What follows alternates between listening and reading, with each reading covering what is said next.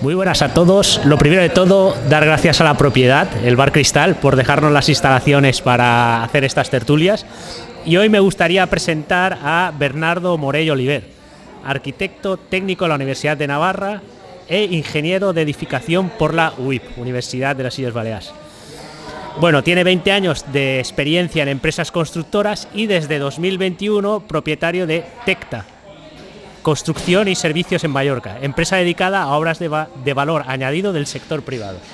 Bueno, Bernardo, espero que nos puedas explicar bastantes cosas sobre el tema de la construcción, las reformas, etcétera. Bueno, muchas gracias. Agradecer que me hayáis invitado a compartir esta tarde de tertulia del Bar Cristal, tan famosas ya las tertulias del Bar Cristal. Espero poder que conversemos, sobre todo que tengamos una tertulia un poco sobre mi sector, o el sector que me apasiona más. Es decir, yo soy vocacionalmente constructor, estudié para ello, me he dedicado muchos años a ello y desde hace unos pocos también pues tengo una empresa que se dedica a ello. Para trasladar un poco, o para hacer una introducción sobre las preocupaciones más importantes de nuestro sector, es decir, anterior a mí ha habido otros ponentes que hablaban más del tema de la vivienda o del tema del sector inmobiliario, y nuestro sector de la construcción tiene una característica muy concreta que es previo a todo ello, ¿no? Entonces, yo no sé hablar de la vivienda o del sector inmobiliario como tal, compraventas de viviendas, precios de ventas, precios de alquileres, porque a pesar de que estemos en un mismo aparente sector, no es precisamente donde yo estoy y donde me dedico. Yo trabajo un poco previo a esto, es decir, nosotros hacemos la construcción. Evidentemente todo va relacionado y una cosa condiciona a la otra. Entonces, desde nuestro punto de vista, quería hablar o incidir especialmente en los costes de construcción, que desde el sector inmobiliario son importantísimos. Están los costes del suelo, los costes de las tramitaciones, los costes de proyecto, los costes de construcción. Todo ello, un promotor sabe que son costes que componen un precio final que después es el que termina pagando el usuario final, ¿no? O el comprador o el que adquiere una vivienda, ¿no? Entonces los costes de construcción han llevado los últimos años han representado un incremento, o han sufrido un incremento muy importante en prácticamente toda Europa. Se puede decir que a niveles europeos pues ha habido problemas en el sector energético a la hora de producir materiales, a la hora de producir determinados productos o materias primas en concreto. La guerra de Ucrania también ha afectado mucho, no solo a la logística y a los transportes, sino también a eso, pues al suministro de petróleo, al suministro de gas, etcétera, etcétera, que ha afectado a nivel energético y a nivel logístico para obtener los materiales que necesitamos. Y esos materiales que son una parte muy importante de los costes de construcción. Los costes de construcción básicamente nosotros los dividimos en costes de materiales o materias primas o materias elaboradas o productos y mano de obra. Mano de obra y como remanente los costes indirectos o los gastos generales, ¿no? Pero principalmente son las materias primas o productos y mano de obra. Primero hablaré de los costes de los productos y de los materiales y después hablaré de la mano de obra, que me extenderé un poco más. El tema de los costes de las materias primas o de los productos o de los materiales, principalmente, por no aburrir mucho, porque es un tema de precios y es un tema de porcentajes respecto a otros años, incrementos, etcétera, daré un par de pinceladas. Los costes de construcción en general han subido un 28,1% solo en 2 años. Por poner ejemplos, en grandes apartados que afectan a casi toda la construcción, pero la madera, todos los derivados de la madera, todo lo que tiene que ver con la carpintería de madera ha incrementado un 10% en los últimos 2 años también. Techos, tabiquerías secas, lo que llamamos habitualmente el pladur, también ha tenido un incremento de un 9%.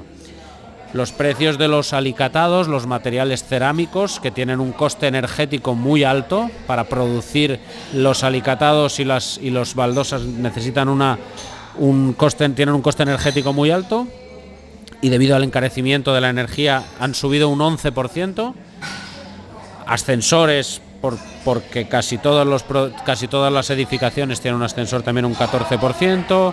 Movimiento de tierras y transportes, un 7,5%, sobre todo debido a los carburantes y a los carburantes, básicamente. Y luego, como parte principal, el aluminio y el hierro han tenido unos incrementos de los productos que más han incrementado sus precios, que han sido un 16 y un 22%.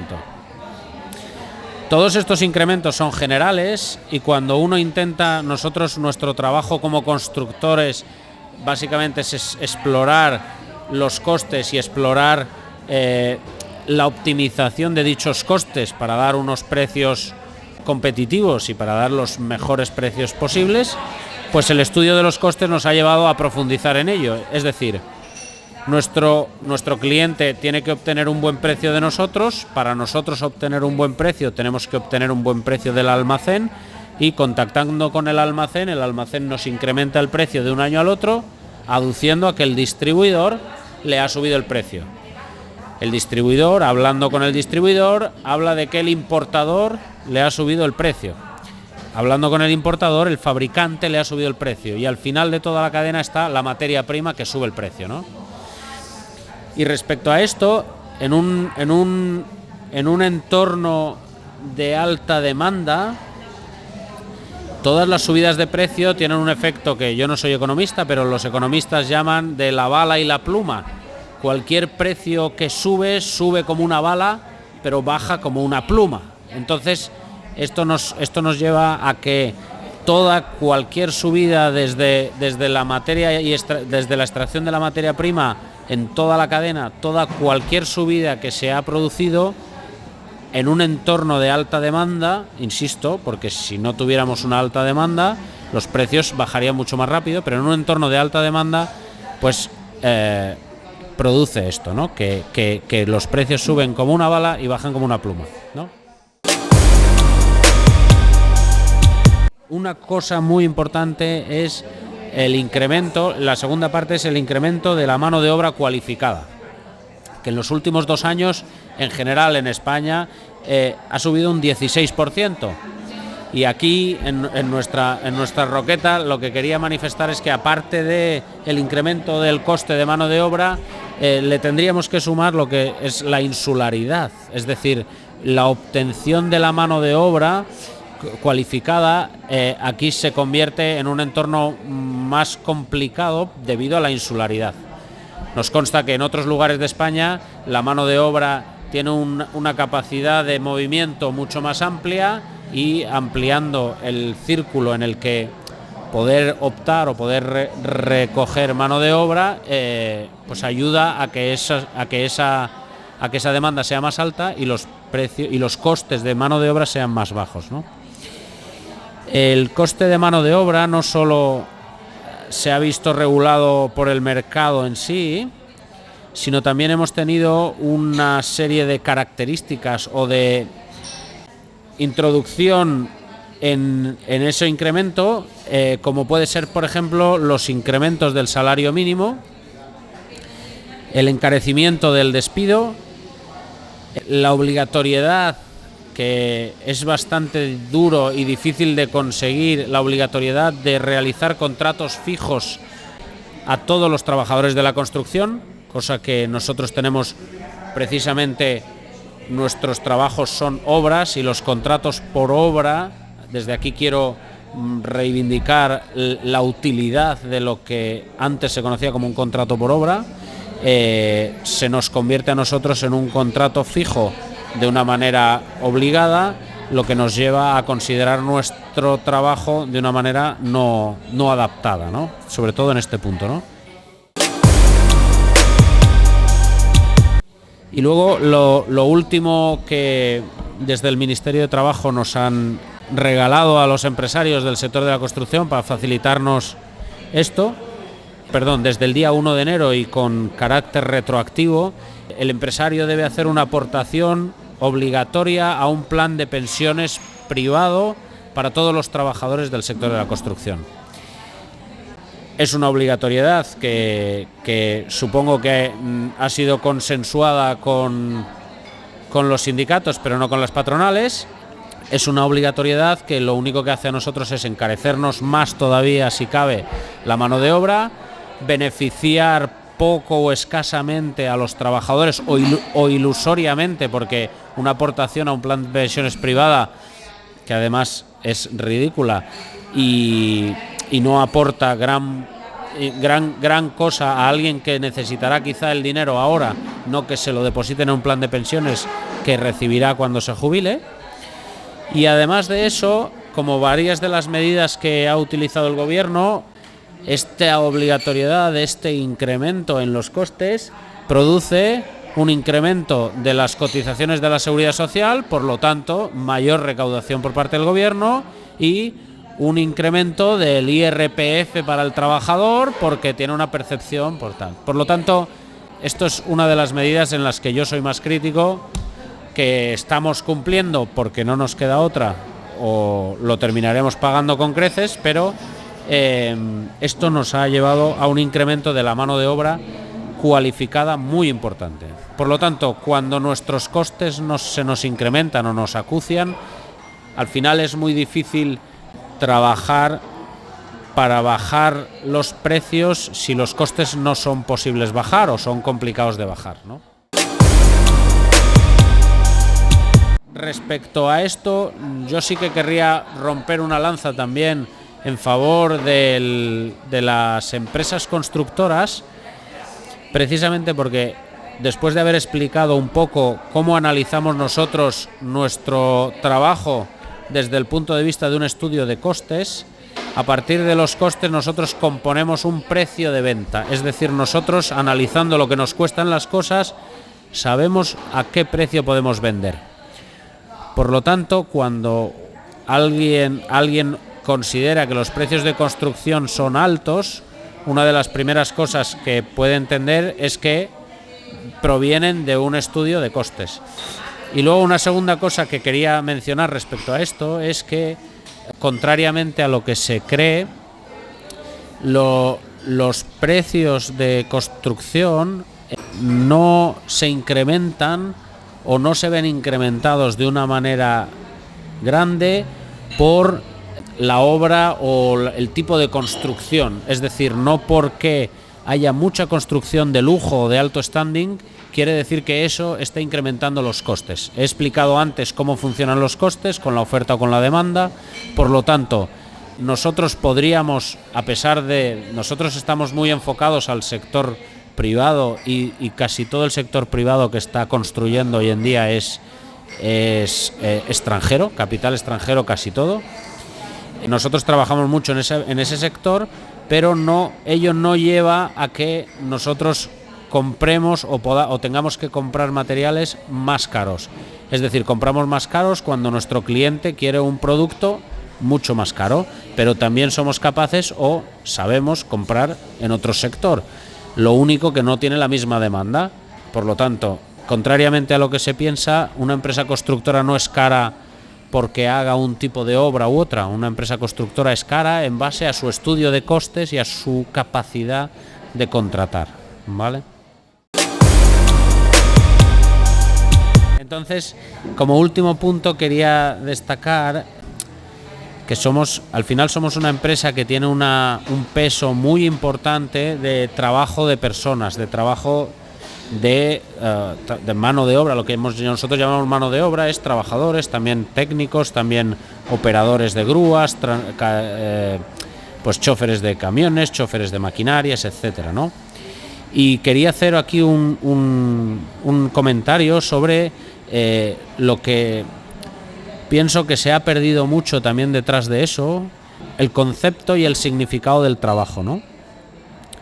El concepto de trabajo de nosotros, es decir, yo donde creo que pueda residir el concepto del trabajo es desde lo más grande hasta lo más bajo, ¿no? Es decir, sacar adelante un país, sacar adelante una familia, sacar adelante una sociedad. Es decir, esto, cuando el planteamiento sobre el trabajo es considero que se obtiene una mejor calidad de trabajo. Por lo tanto, cuando se habla de las nuevas generaciones, de si son de una manera, si son de otra, creo que lo que nos está fallando más es el concepto del trabajo y por qué se trabaja, ¿no? Poner la última piedra, como el que dice, es decir, empezar a hacerlo hasta terminarlo, ¿no? Esto es una de las cosas que yo más insistimos en nuestra empresa, decir, oiga, no es solo que empecemos el trabajo, sino que lo vayamos a terminar, ¿no? Por ejemplo, tenía aquí apuntado, ¿no? Es muy importante, aquella persona que tenga la capacidad de trabajar tiene que tener una capacidad de aceptar el fracaso, porque no todos los trabajos llevan a un éxito, ¿no? Simplemente el trabajo es trabajo, no tiene por qué ir, contrariamente a lo que se piensa, que el trabajo es directamente un éxito o el trabajar muy duro es pues volverse millonario, ¿no? El trabajo es un trabajo y como forma o proceso o crisálida para la mejora personal, no tanto para el éxito como nos han engañado, sino como para la realización personal, ¿no? O hacia dónde va una persona enfocada, si es un trabajo como servicio o simplemente una obligación o una carga, ¿no? Entonces cambia mucho la perspectiva, ¿no? Quería hacer un comentario también sobre, y en nuestro sector propiamente se ve y se entiende muy muy bien, que es que se nos ha vendido una falsa ilusión de que el futuro siempre será de menos trabajo, que el éxito es cuanto menos trabajo hagas, ¿no? La inteligencia artificial va a hacer todo el trabajo por nosotros, ¿no? Entonces, en la construcción, a pesar de que la inteligencia artificial se está utilizando, la industrialización de la construcción está en boga, pero esto daría para mucha charla, lo quería enfocar desde este punto de vista, ¿no? Es decir, no le podemos vender a las generaciones futuras que no van a tener que trabajar, porque va a haber que trabajar con inteligencia artificial y con todo, ¿no? Entonces, bueno, otra cosa que quería decir es que como colofón, es que el trabajo bien hecho es ecológico. El trabajo bien hecho es ecológico y yo diría que también consume menos energía, tenemos todo lo que se le pide a la economía, que sea circular, que ahorre energía, que tenga energías renovables, etcétera. Muchas veces eso se puede acortar con un trabajo bien hecho. Un trabajo bien hecho no se hace dos veces. Un trabajo bien hecho se hace con la mínima energía posible. Un trabajo bien hecho no tiene desperdicios. Un trabajo bien hecho no molesta ni perjudica al medio ambiente. Un trabajo bien hecho. Entonces, desde aquí quería terminar con que el trabajo bien hecho es el que lo arregla todo a nuestro alrededor y todo dentro de nosotros, como realización personal, y como bien hecho y bien intencionado el trabajo puede mejorar el entorno. Y listo. Gracias.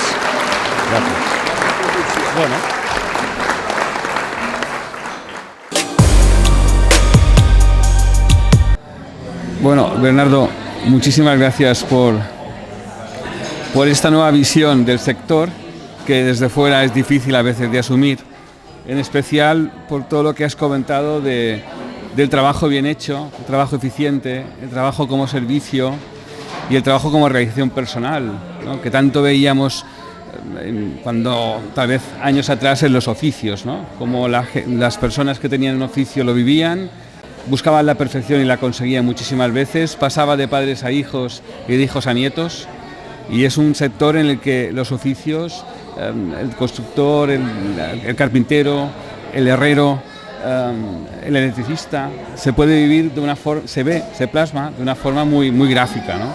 Entonces, darte las gracias por esa visión que nos has dado tan bonita. Y después comentarte más técnicamente en el tema de ahorro de costes.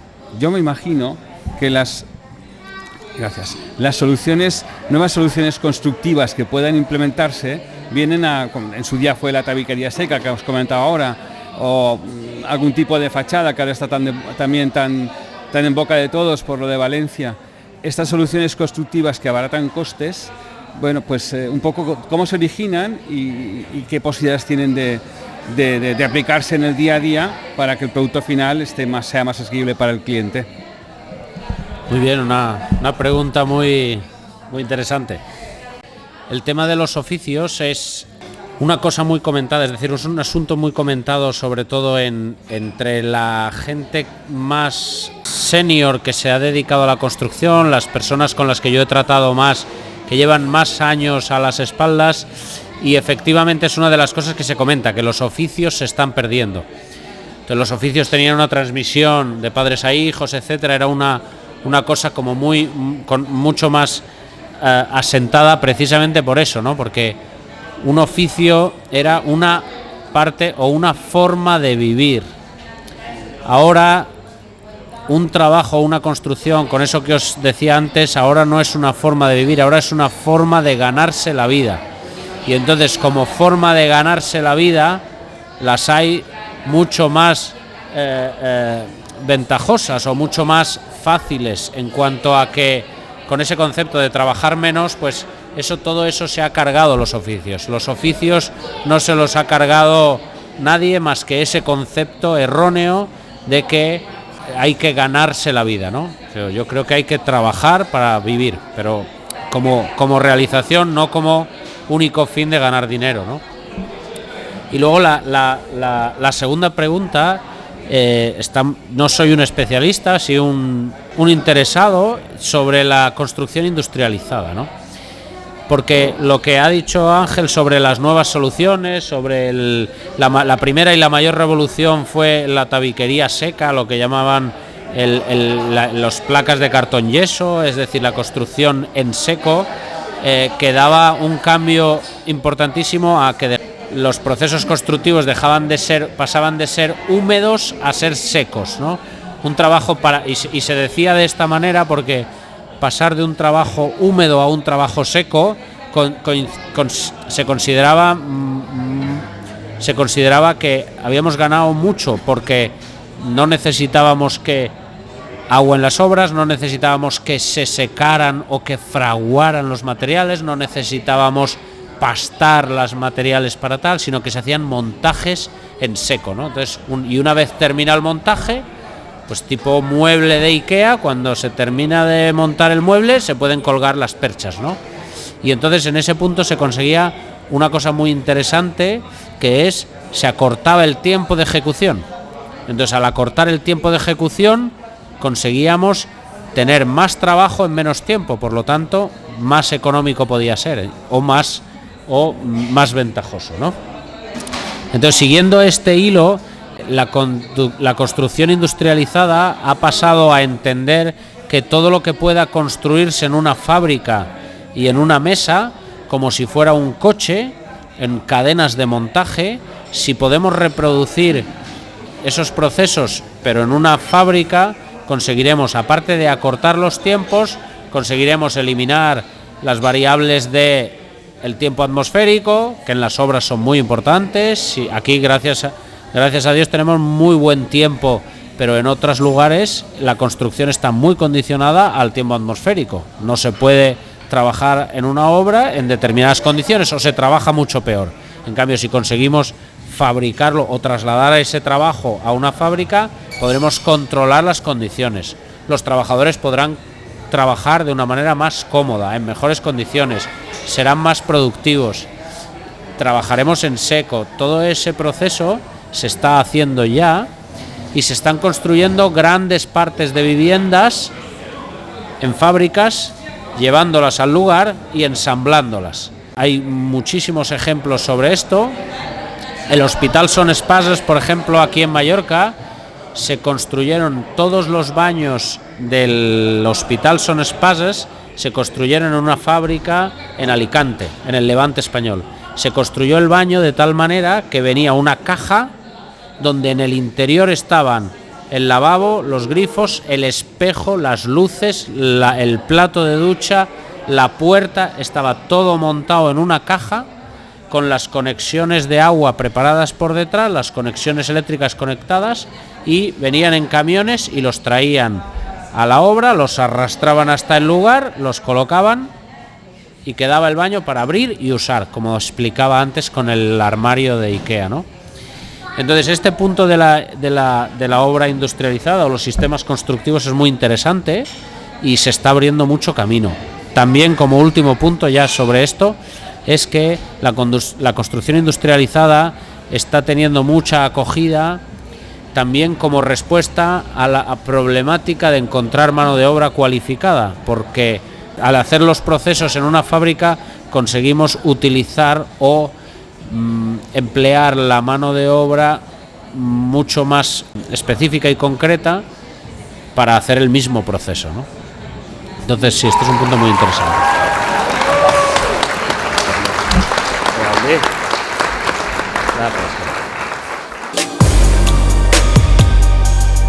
No, mi pregunta es, tú que estás dentro de la construcción y tal, ¿qué encuentras que la mayoría de ayuntamientos, para obtener un permiso de una obra, de una finca, se necesite entre un año o un año y medio para que te lo den? Muy buena pregunta también, porque los ayuntamientos tienen, creo, una parte de responsabilidad en cuanto a la incertidumbre y al riesgo, porque el riesgo es incertidumbre de acometer un trabajo o una construcción. Es decir, el alargar demasiado el librar un permiso o una licencia, lo que introduce es una variable de riesgo, de tiempo y de incertidumbre que produce gastos y que produce inseguridad, ¿no? Por lo tanto, ¿qué me parece? Me parece terrible y me parece, en nuestra experiencia, que nosotros recibimos a los clientes o a los promotores o a las personas que van a construir, los recibimos una vez han obtenido la licencia. Por lo tanto, nosotros los recibimos cuando ya han estado trabajando o preocupados o gastando dinero ya 1 o 2 años, dependiendo del ayuntamiento. Por lo tanto, recibimos una persona para la cual debería ser una ilusión construirse una casa, hacerse una reforma, hacer una promoción de unas viviendas, algo que debería ser algo dinámico y ilusionante como proyecto, se convierte en un tedio, en una incertidumbre y opino que los ayuntamientos, que considero que están haciendo lo que pueden, pero está claro que no están consiguiéndolo. Pero desde luego lo único que hace es enturbiar e introducir más riesgo y más incertidumbre a una situación que ya de por sí está complicada. Por lo tanto, querría compartir parte de la responsabilidad sobre la situación de la vivienda al librado de las licencias por parte de los ayuntamientos, que sería otro de los puntos a mejorar para mejorar toda la situación del mundo inmobiliario.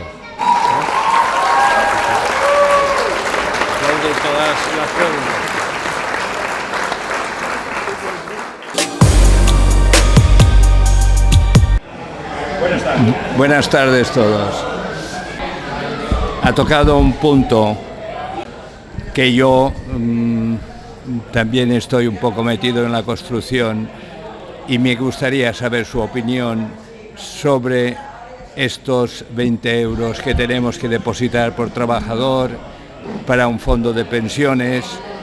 Y no tan solo esto, después que además te obligan que lo hagas a una entidad bancaria concreta, no a cualquier banco, a una entidad bancaria concreta. Y después todos sabemos que ahora hay trabajadores de África, de Asia y todo esto. Esta gente, o sea, nosotros pagaremos un dinero, que este dinero, ¿dónde se va? ¿Dónde se irá? No sé, es un asunto que creo que tendríamos que tener una seguridad, este dinero, si tenemos que pagarlo o si no tenemos que pagarlo. Yo creo que al final tendremos que pagarlo, pero hay la duda.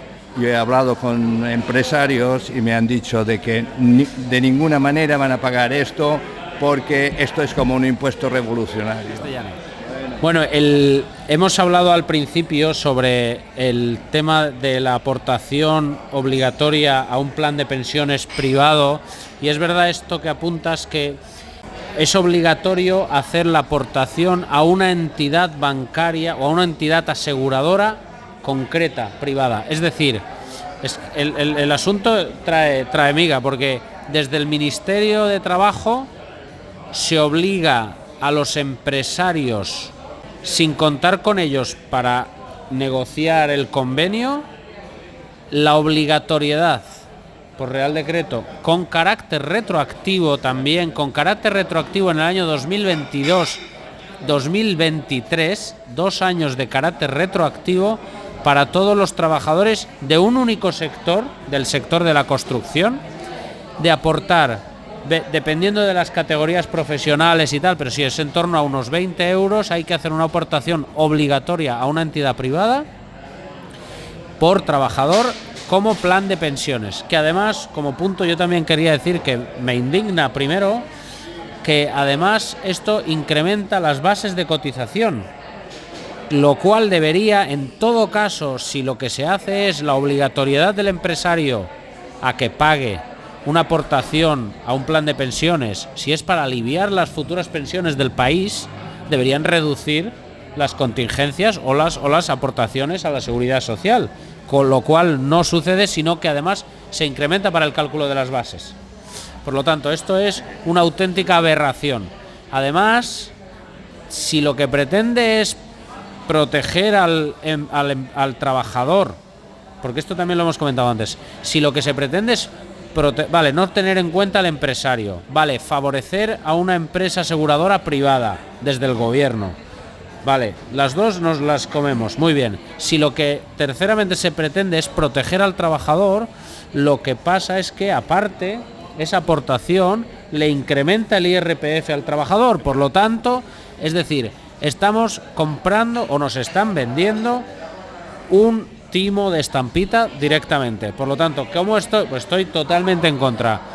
Nosotros hemos hecho consultas jurídicas para no realizar ese pago, y lo que nos han recomendado los abogados es primero pagar y después reclamar, porque como no pagues entras en una situación complicada con la administración pública, y eso no es fácil de levantar, porque después no hay preguntas, ¿no? Entonces estamos en esta situación. Sí, desgraciadamente es así, y yo estoy absolutamente indignado. Yoli.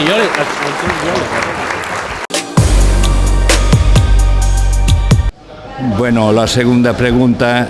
Jamás he entendido que para una construcción en Mallorca nos impongan, yo lo sé porque cuando pedimos una licencia te hacen hacer un depósito de residuos de la obra, tanto si hay residuos como si no hay. Hay un impuesto de residuos y tienes que hacer un depósito de este importe, que no son baratos.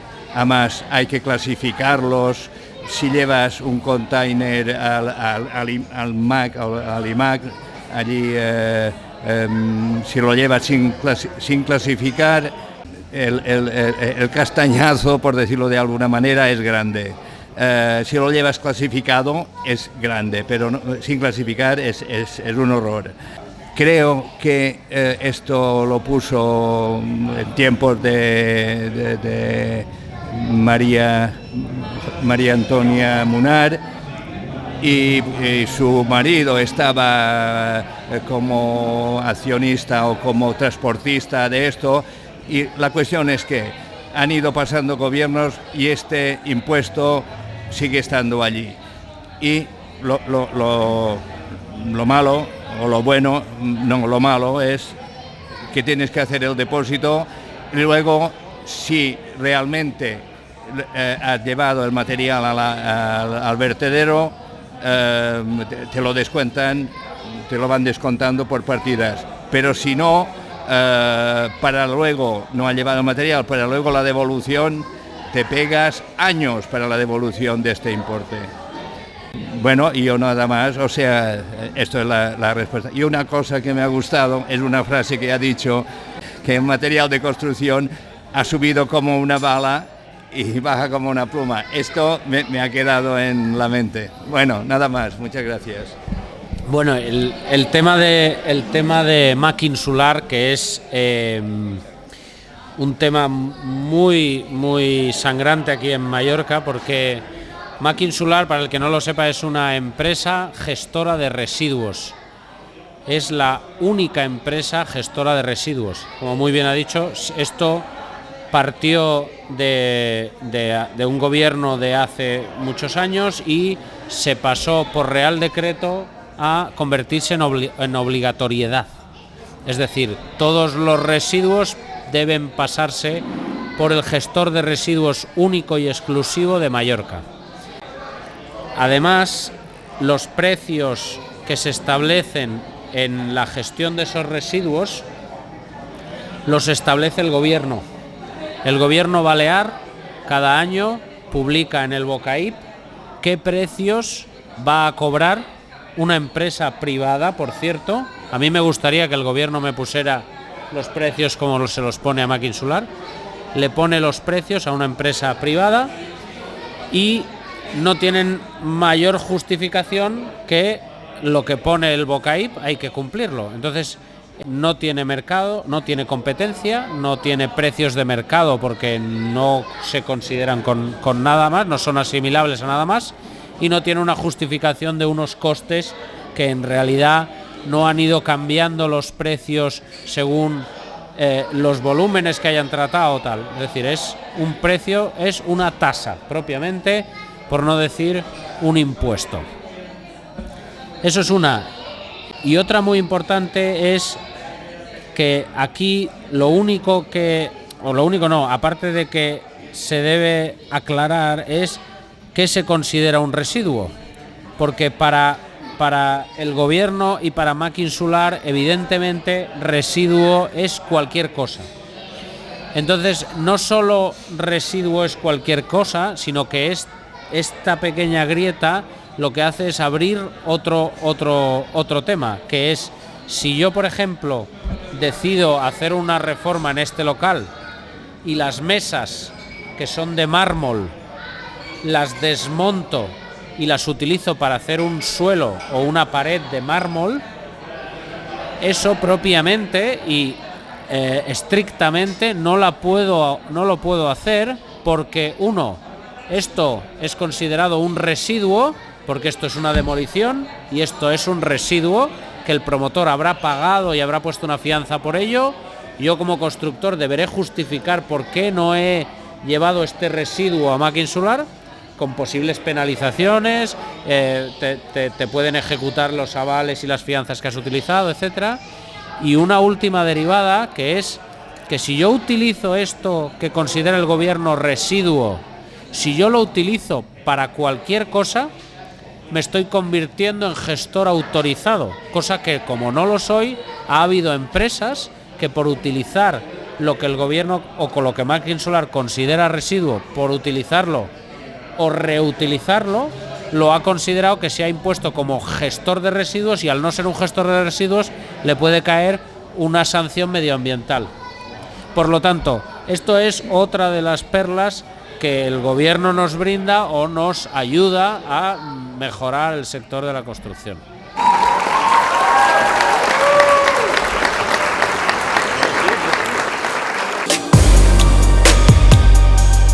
Bueno, buenas tardes. Yo quería hacer una pregunta porque yo trabajo bien con el sector alimentario y también hemos visto todo esto de incremento de costes, impuestos que obligaciones que nos ponen los diferentes gobiernos.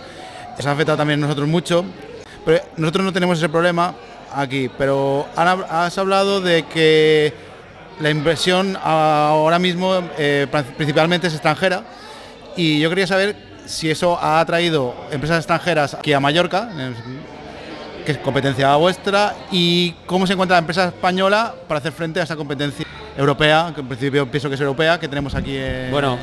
Es verdad que mucho inversor es extranjero y mucha gente viene a construirse casas aquí a Mallorca, pero hay un punto que en la construcción tiene un concepto muy local y muy tradicional, es decir, la construcción es uno de los trabajos más antiguos, tiene connotaciones o tiene muchas características específicas del lugar.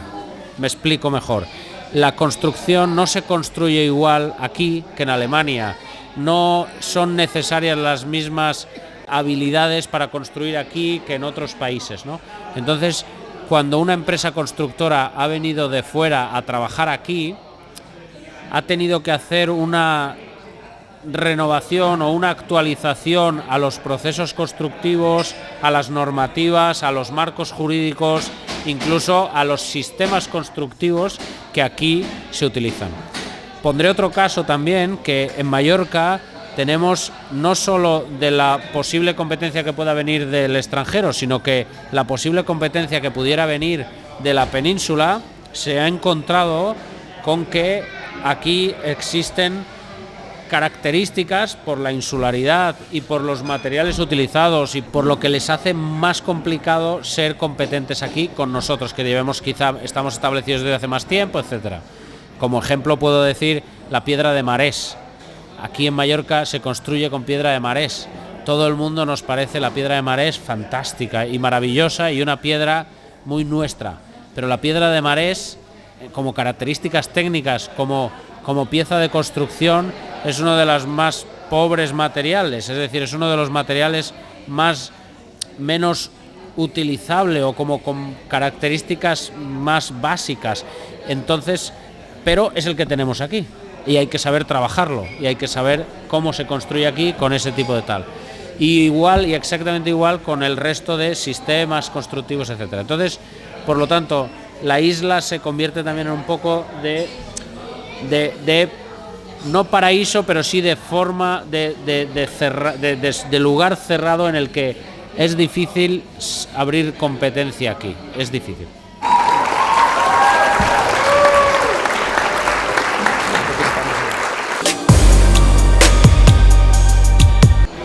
Bueno, a mí se me ha ocurrido, pues cuando he oído que hablabais de licencias, ahora con toda la problemática de viviendas que hay, se está viendo que hay muchos locales, sobre todo plantas bajas, que eran locales comerciales, que ahora están cerrados, que la gente está intentando convertirlas en viviendas habitables. Entonces parece ser que uno de los problemas más gordos es precisamente conseguir la cédula de habitabilidad. Bueno, yo ahora he tenido un caso porque estábamos buscando precisamente un apartamento y nos enseñaron un local que lo han acondicionado de forma espectacular, muy bien como vivienda, pero no tiene la cédula de habitabilidad. Evidentemente dijimos que no nos interesaba.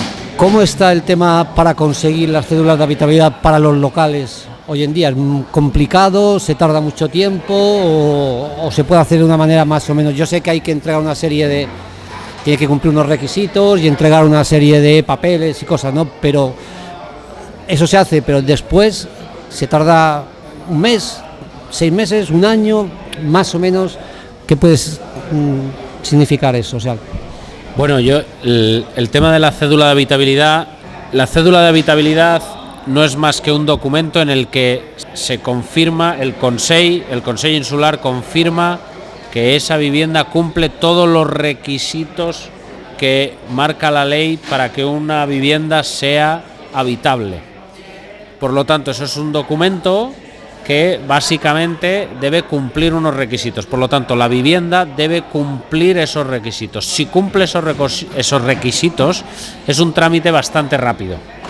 Es un trámite bastante rápido porque con una declaración responsable de un técnico y con en todo caso, una posible visita de un técnico del Consell, que no siempre es necesario, se puede obtener en pocos meses.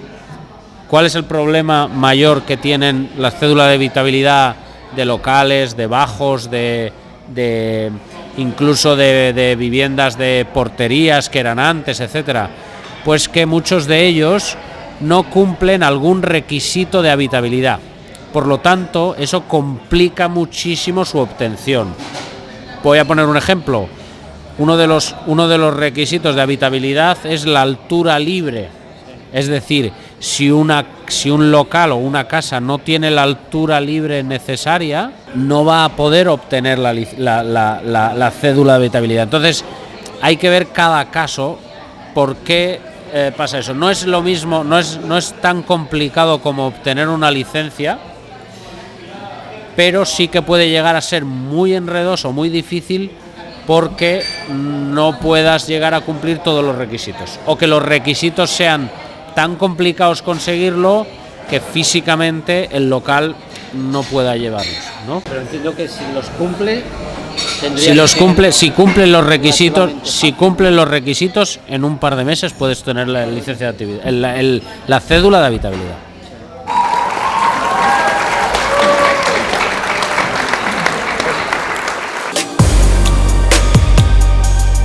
Muy bien, mira, hemos hablado de varios aspectos de la construcción, actividades y acciones y lo que se hace por parte de un promotor y la intervención que pueda tener tanto los estamentos oficiales como las entidades bancarias. Yo voy a bajar unos eslabones e ir a la base de lo que es una obra nueva en Mallorca. Parece que se ha olvidado un elemento de obra muy típico de la isla y muy bonito y muy elegante. La piedra en seco o la piedra morterada. Esto que vemos en la costa norte, en Valldemossa, en Deià, en Banyalbufar, en Estellencs, tantos sitios, y que lo han trasladado a las partes de la ciudad y del llano de la isla, donde encontramos verdaderas bellezas, no tan naturales, porque se le pone cemento, argamasas, tal, pero sí que embellece mucho. Actualmente, y ya que se ha industrializado tanto la obra, que vienen muchos elementos prefabricados, como muy bien has comentado, actualmente se sigue empleando esto, se aplica o solo bajo pedido de aquel señor caprichoso, enamorado de nuestra tierra y que quiere aquellos marjades, que quiere aquel forro, y mejor si es piedra que no sea de forro, sino piedra viva, de cantera buena. Bueno, hay que, respecto a la piedra, yo soy un enamorado de los materiales naturales, tanto la madera, la piedra, todo lo que tenga que ver con los materiales de cal, productos de cal, bien sean estucos, bien sean productos así. Es decir, es cierto que el material natural no tiene nada que envidiarle a cualquier producto artificial, ¿no? Entonces, la piedra natural sí que se está utilizando mucho, y los que más la utilizan son los que curiosamente están más enamorados, o más, no diría más, pero que están muy enamorados de la tierra, que son los extranjeros. El extranjero es uno de los que más piedra pide. También es verdad, para ser honesto, porque es aquel que la puede pagar. Porque la piedra en seco, sobre todo lo que decías, hacía referencia a esas marjades, o esa piedra viva, esa piedra en sec, la pared seca que se hace sin juntas, sin mortero, sin material, se ha convertido en un producto muy caro, precisamente porque se han perdido oficios, como hablábamos antes, porque también hay muy poca mano cualificada, mano de obra cualificada, y básicamente casi todos los pedreros que queda gente en Santanyí, quedan muchos pedreros que hacen merjadas en Sóller, por ejemplo. Hay algunos maestros que todavía la trabajan, pero es un trabajo muy, muy caro. La piedra en seco y ses merjades vienen de que un trabajador, tradicionalmente un trabajador, se iba en una cuadrilla a trabajar a la montaña, donde no subían ni cemento, ni agua, ni nada. Subían un mac, un martell de maquer, un martillo de pedrero y tal y cual, y con las piedras del lugar realizaban aquellas construcciones en seco, pero que era lo único que había. ¿Qué pasa? Que la mano de obra ahora se ha convertido en una cosa imposible y hay muy poca gente que sepa hacerla adecuadamente. Entonces se ha convertido en un producto muy, muy caro y efectivamente es bellísimo, pero muy, muy costoso. Muy costoso, sí, sí, sí.